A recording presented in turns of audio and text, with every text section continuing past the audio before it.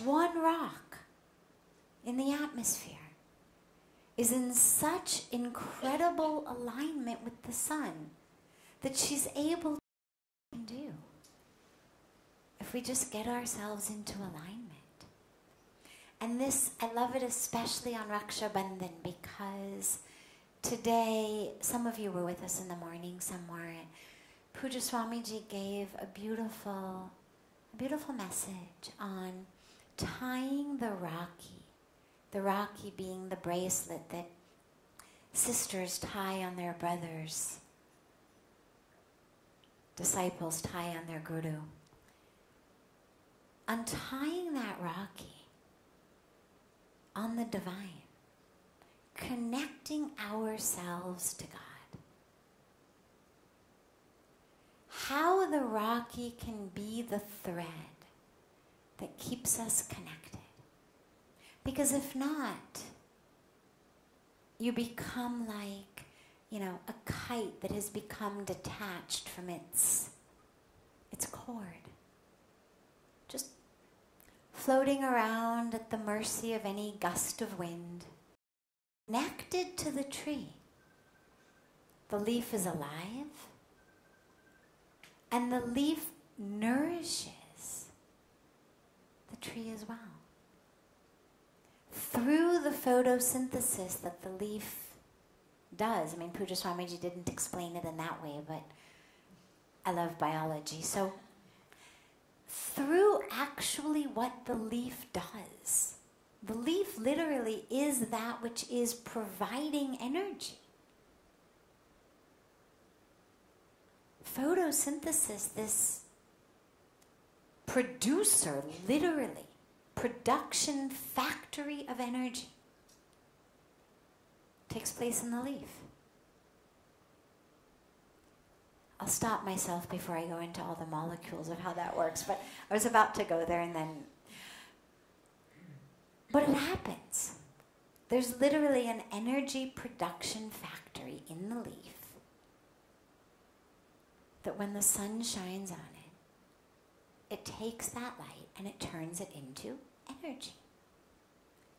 As long as it's connected to the tree.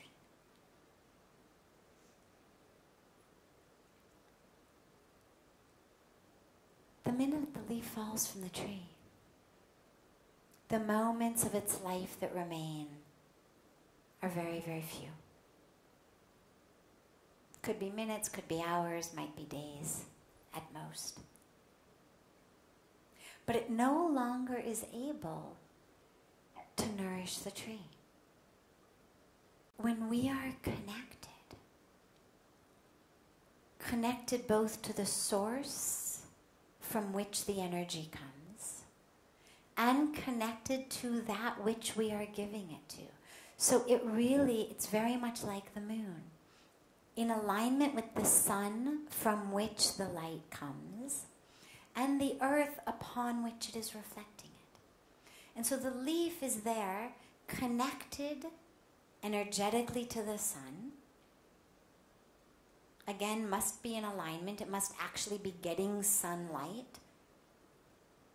Which is why, by the way, veering for just a moment again into biological metaphors, well, nature provides us. Nature just provides us with the most beautiful metaphors for life. If you ever wonder how life is supposed to be lived, just look at nature. We haven't actually come into this world with a workbook, a guidebook of here's what you're supposed to do. But we have been given an entire nature full of examples for anything and everything that we may need to learn. And so a tree, typically trees grow up, right? Roots are in the ground, the tree goes up, trees are vertical. Whether it goes up 300 feet or 3 feet, either way it goes vertically.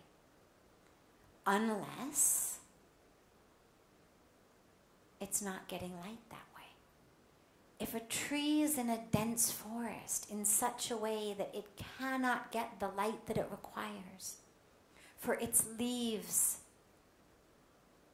to do their energy manufacturing thing.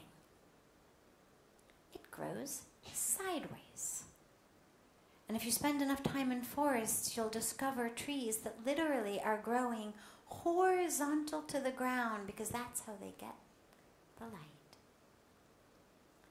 And I love that because what it reminds us is, in our life, what we've been given is the ability,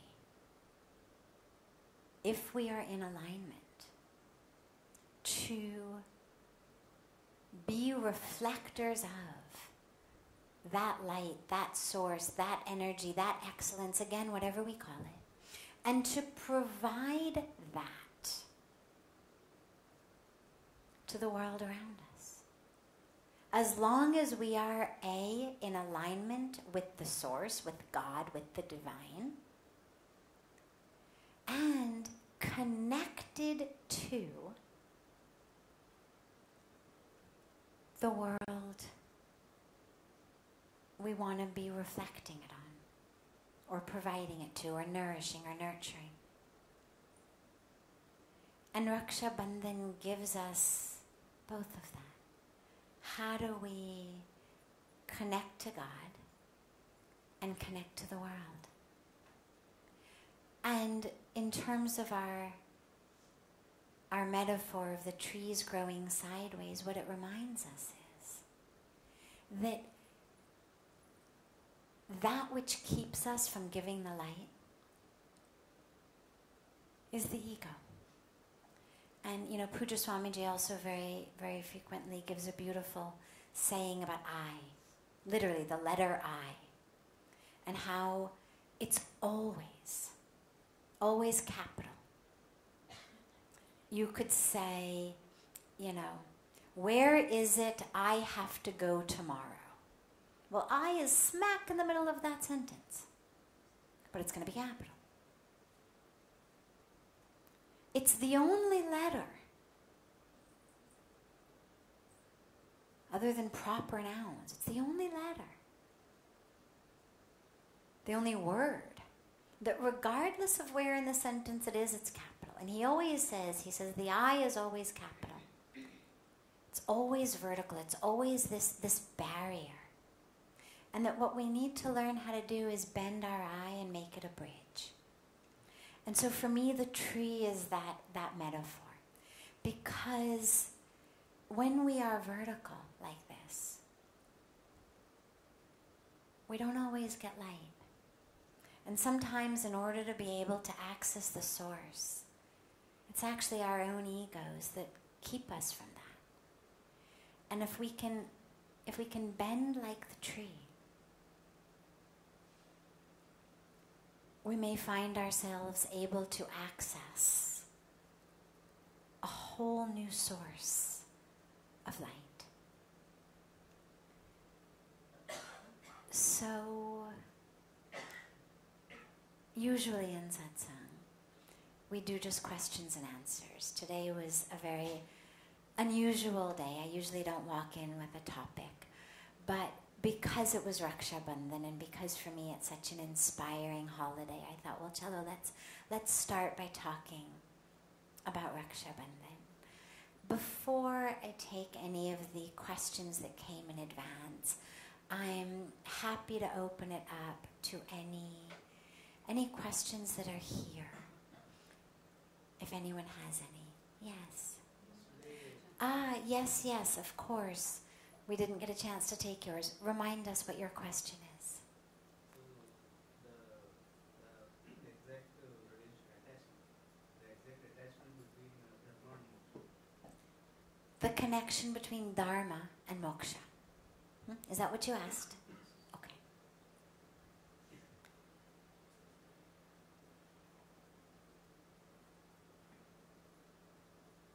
In the spiritual philosophy of India, moksha, which means freedom, liberation, is the highest of our goals. You get moksha, you're done. typically it is spoken about as something that we get after death, because in the concept of freedom includes a freedom from the cycle of birth and death. So typically when people speak about moksha, they talk about not having to come back. So we believe in reincarnation. We believe that the soul takes bodies after bodies until we attain moksha. That the reason you are here, on the most fundamental level, both here in this body on planet Earth, here in this room at this moment, is because you are fulfilling your karmic package.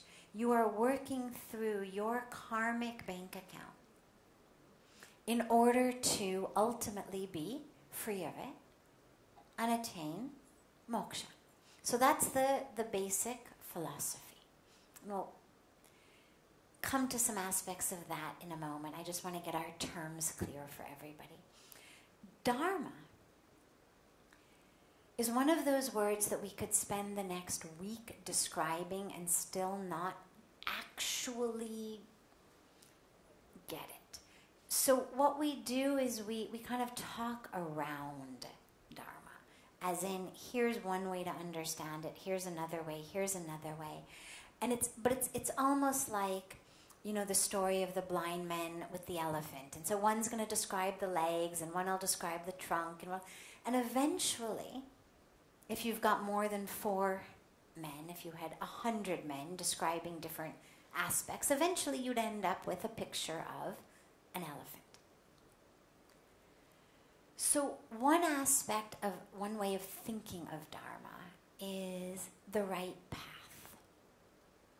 So when we say that is not a dharmic way of life, or that is a very dharmic way of life, it means this is someone living with integrity, with righteousness, and with all of the things that includes. That's general dharma in terms of the path of life. We also have individual dharma. And so each of us is here in the world with our individual dharma. In the Bhagavad Gita, Lord Krishna is talking to Arjuna, whose dharma was to be a king. He was a warrior, but his dharma was to be a king. And so the war of Mahabharata was a war that Arjuna fought out of his dharma as a warrior to be king. So we have general dharma, we have individual dharma. Another way of understanding dharma is that which protects. We are told that dharma is that which protects us, that which holds us together. So dharma is really that which holds us together, protects us, by having us live in the right way for ourselves, as well as the right way in a general way. And so we follow the general path of dharma, we follow our particular dharma, because that's what protects us. That's what holds us together. Me personally, in the Bhagavad Gita, Lord Krishna tells Arjuna, it is better to die in the fulfillment of your dharma, because of course a war is risky. There was all possibility that Arjuna could have died on that battlefield. And he said, forget it. I won't go into the whole aspect of the Bhagavad Gita right here, but he said, forget it. And Lord Krishna said to him, it is better to die in the fulfillment of your dharma than to live forever but not fulfill your dharma, or playing someone else's role. So dharma protects us, and dharma also protects society. And so we speak a lot about how we've been told in the scriptures that God comes onto earth when a dharma, unrighteousness, is winning out over righteousness. God has said, that's when I come onto earth in form to restore dharma. So dharma is that which protects society, which protects the world. Okay, so those are our terms and the connection between them. Well, on one level, you have no chance of attaining moksha if you don't fulfill your dharma. That's probably the most basic and direct way, is if you are looking for moksha, you must fulfill your dharma. If not this life, next life. But you're gonna have to keep coming back until you have lived according to your dharma. Now, it's important for a moment to stop here, because these days, particularly in the West, but it's infiltrating into India more and more, is a concept of dharma as purpose in life or my calling. And people tend to get these very glamorous and grand and sometimes even very narcissistic visions of my dharma. And that somehow being the one who does the dishes, being the one who sweeps the floor, being the one who's making the tea is not a glamorous or big enough or important enough thing that feels to me like I'm fulfilling my dharma, therefore it must not be my dharma, therefore my dharma must be something else, therefore I really shouldn't waste my time doing the dishes or sweeping the floor or making the tea, because I've got to go out and find and fulfill my dharma. And that's a really tragic misconception. Our dharma is who we are. Yes, in Arjun's case, it wasn't fun. It wasn't romantic, but you could say, yeah, it was grand. I mean, being a king is an important role. But look at Shabri. What was Shabri's dharma? What did Shabri do? Right? I mean, for me, a hero. Shabri was a poor village woman. Never achieved anything great in her life. Never went out and... What was Shabri's dharma? To sweep her floor. To sweep the floor around her hut. Because one day, Lord Ram was going to come. And so her dharma was to live in devotion. And I mention this as two different characters, you could say, from the scriptures, because you've got the most high on one level, the king, and then you've got a poor village woman, both of whom, in fulfilling their dharma,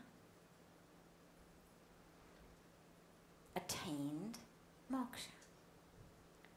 Shabri had it literally knock on her door.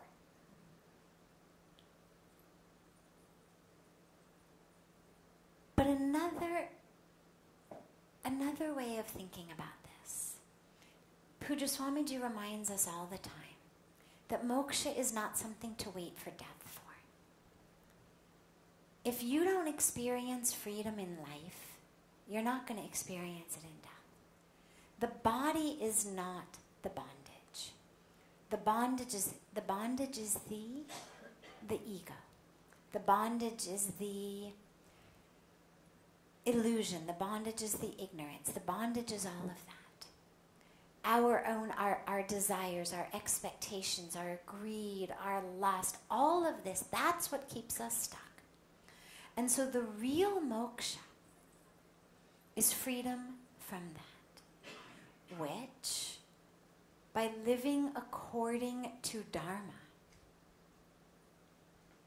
we actually are able to attain. Because when you talk about dharma, and finding our dharma or living according to our dharma, well, the only way to really know that is either you find yourself in a chariot with Lord Krishna who tells you what your dharma is, or in the case of Shaburi, you have a guru who says, you just do this and he's going to come. And so you follow instructions. So either we have literally directly from God standing in our chariot saying this, or we are blessed enough to have a guru saying this. But otherwise, what are the paths we have? Well, meditation, introspection. There's no book you can check out at the library to discover your dharma. There's nothing you can download. They now have, apps you can go to even for horoscopes and astrology and stuff. But there's no app of like, what's my dharma? It would be a cute title, but it's impossible. In order to know, not just the universal part, but our specific part, it comes directly from God, it comes from the guru, or it comes from accessing that within us if we don't have the direct connection to God and we're not blessed enough to have a guru present in a body saying to us, here's what you do. And so in that, through our sadhana, through cleaning literally our windshields of our existence, we become free from the stuff that keeps us from moksha, from the ego, from the anger, from the grudges, from the expectations, from the desires. We become free of that. And able to live according to dharma. And then you have moksha literally here in life. And then if you don't want to come back, you don't come back. If you want to come back, you come back. Puja Swamiji says he's going to keep coming back. Yes. So, due to your divine waves, I have come to know that campaigning and following the divine principles, that is dharma. I'm sorry, can you say that again? I just didn't hear what you said. Due to your divine waves. Due to our divine waves. waves. I have come to know that campaigning and following the divine principles is dharma. Campaigning and following divine principles is dharma. Okay. And it leads to moksha. And leads to moksha. Okay, wonderful. Fantastic. So yes, living according to divine principles. This is what we've been talking about. When we talk about divine principles, though, it's the same thing as dharma. You have universal ones, and you have individual ones. There are principles that apply to everyone. Compassion, honesty, integrity, nonviolence, generosity. I mean, we could list a bunch that are pretty universally agreed upon. Aspects of dharma, good principles to live by, divine principles even. We also all have individual divine principles based on our path in life, based on our experience in life, based on our abilities, our skills. And yes, if you can follow that, absolutely you attain moksha in the body. That's what we're saying. You don't have to wait till death. Because you actually can only follow those principles with the body. It's something you need the body for. Once you don't have a body anymore, you no longer can follow principles. You can't be said to be following dharma. Soul doesn't have to follow dharma. Soul doesn't have to follow principles. In the body, we do that. So the body is our opportunity to attain that moksha. And when we attain it in the body, then we get to decide, do we want not to come back, or do we come back and help others? Or in the case of my favorite story on the subject, which I'll conclude this evening with, a very beautiful devotee of Puja Swamiji's from, 40 years, who was one of the main people from the Hindu Jain temple that Puja Swamiji had founded in Pittsburgh in the United States in the early 1980s. And this man is a doctor by profession, but he's a fantastic photographer. And he's a great, more than a hobby, really, really, he's got a wonderful skill. And so all of the early pictures of Puja Swamiji, both there and here, because he and his family would come and visit, were taken by this one man. And I mean, for decades, every nice picture of Puja Swamiji was taken by this great devotee. And his wife told me once, several years ago, because now they're moving up in age, that they were having a conversation with some friends of theirs, and the friends were talking about attaining moksha and how they're waiting to attain moksha and not have to come back. And this man said, "Oh, I'm going to come back." And they all said, "Well, Navalji, how is that possible? Like, you're such a great man, such a dharmic man. You don't have to come back. You are like epitome of moksha. Why would you come back?" And he said, "Well, because my guru's coming back. My guru's already told me he's coming back.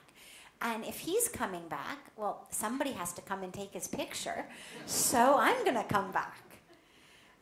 And I love that story, because it shows that which we think of as bondage doesn't really have to be. He didn't say, "Oh my God, I'm really stuck going back because, in all these years he hasn't found anybody else who can take a picture." It was this beautiful excitement of, guess what? My guru's coming back, which means I've got a whole new lifetime of pictures to take. That's not bondage, that's freedom. And so it's not the body that keeps us stuck. It's our way of thinking. And yes, dharma, divine principles, whatever term we use, is what frees us from that and gives us moksha. Wonderful. Have a beautiful, beautiful rest of your evening, everyone.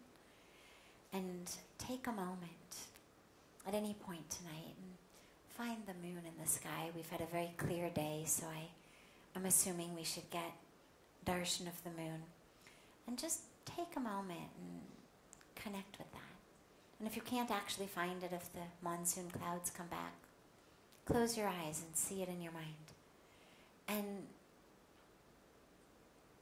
just think in your life, how am I going to make sure to get back in alignment?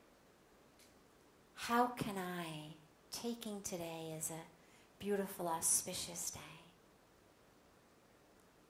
how can I get full again?